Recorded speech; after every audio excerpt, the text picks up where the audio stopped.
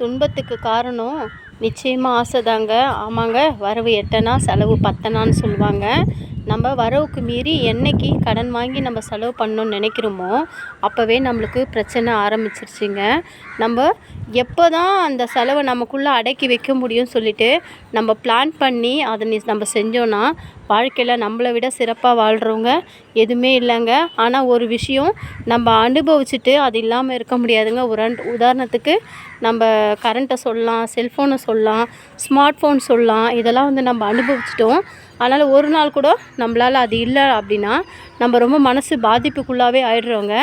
அதனால் நம்ம அதிகமாக ஆசைப்பட்டு நம்ம தகுதிக்கு மீறி செலவு பண்ணுறத கொஞ்சம் நிறுத்தினாலே நம்மளுக்கு எல்லா நன்மையும் சேருங்க. மன உளைச்சல்லேருந்து நம்ம தப்பிக்கலாம். ஒரு தடவை கடன் வாங்கினாலே அந்த கடன் கோர்வையாக போய் நம்மளை அதிக கஷ்டத்துக்குள்ளாக்குங்க. எல்லாமே நன்மைக்கே.